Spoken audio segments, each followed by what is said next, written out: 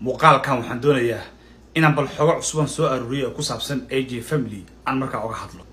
Waxaan doonayaa muuqaalkan inaan bal ku fiiriyo dhowr waxyaalood oo kala duwan. Marka ugu horeysa waxaan fiirinayaa hadaladii ugu dambeeyay oo ninkan ka soo yeeray maxay ahaayeen. Maxaa inooga baxay.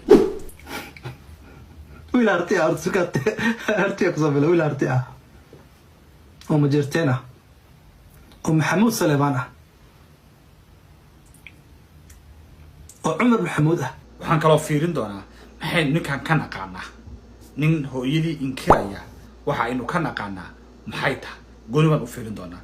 Finally dhowr magac oo kala duwan oo la sheegay ayaguna sida ay isugu xiran yihiin iyo cadayn la yaab leh oo arrinta aan rabo inaan ku dhisana waan ku dari doonaa.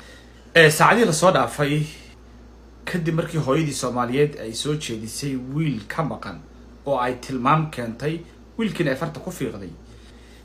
AJ family artan ka hadlay ayaa si jees ah hooyadan ugu jawaabay.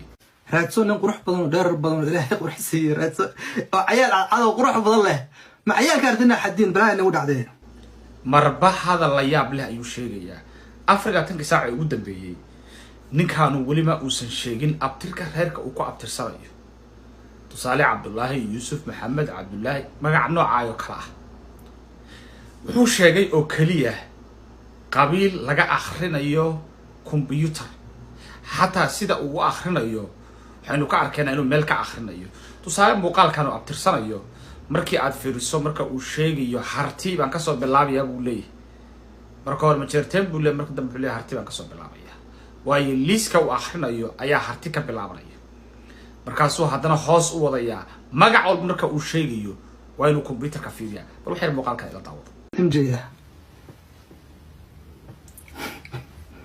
wiil arti ah sukat arti ku sabelo wiil arti ah oo majeerteena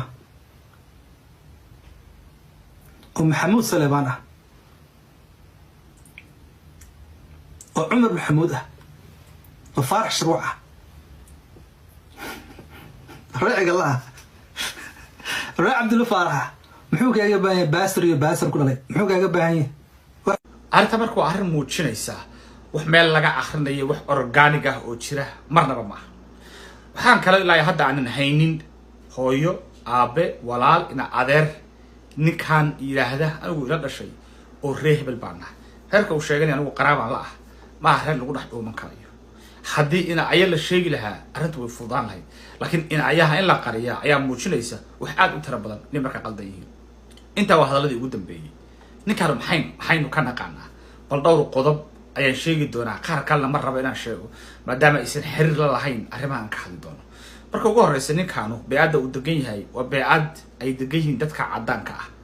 waa beecad ka baxsan meelaha ay dadka Soomaalida ay degaan.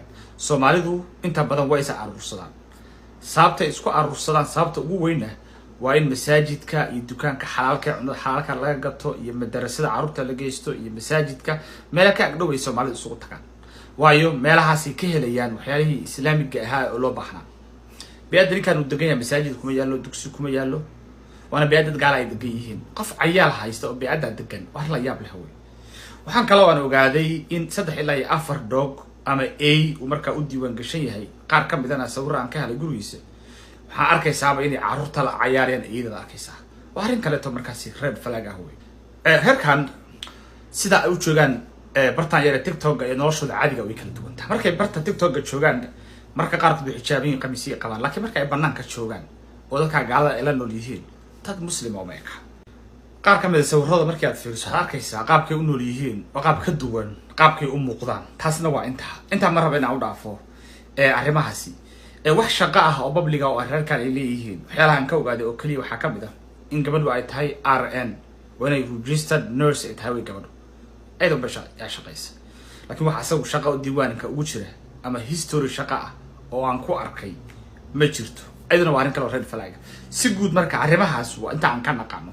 marka waa arrimo muujinaya qof hooyadii inkiri karaya arrimo muujinaya way ka muuqdaan. waxyaalaha kale aan soo ogaaday oo la ku saabsan ninkan markii uu reerkiisa ka dhuuntay. ninkan reerkiisa kama lumin horta wuu ka dhuuntay.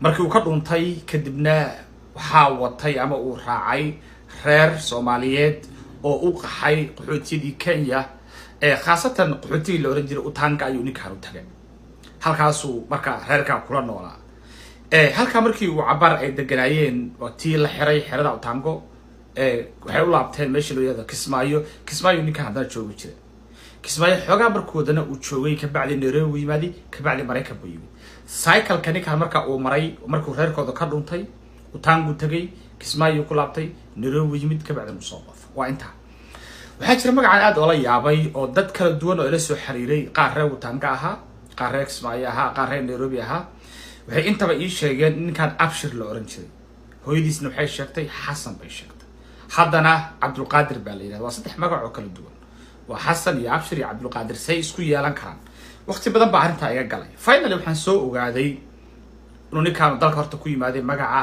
abshir uu ku yimaaday kabacdina uu dhowaan citizen noqday oo markaa uu iska bedelay oo cabdulqaadirka uu qaatay xilliyadii maybe uu baraha bulshada soo geliyey ama tiktok uu soo geliyey markaasuu magacan qaata sidaa daraadeed waxaan galay database-ka state of washington waxaan raadiyey tixraaca magaciisa waxaan soo ogaaday inuu magaca bedelay sidaad documentigan ka arkaysaan magaciisa hore abshir buu ahaa markii dambetana wuxuu qaatay magacan la yidhaahdo cabdulqaadir ayuu qaataa taa marka waxay ii suurtagelisay inaan iswaafajiyo magacyadan uu ninkan uu markaa ku hareeraysan maxaa ku qasbi kara in wiil yar uu reerkooda ka dhuunto kabacdina uu inkiro ayadana xog kalan ka aruuriyey bal si gooniya ayaan u fiirin doonaa iyo macluumaad kale muuqaal dambe ayaan ka samayn doonaa kan intaasaan kusoo koobaya aad baan idin salaamayaa meel walba oo joogtaan iyo si walba oo idin maqlisaanba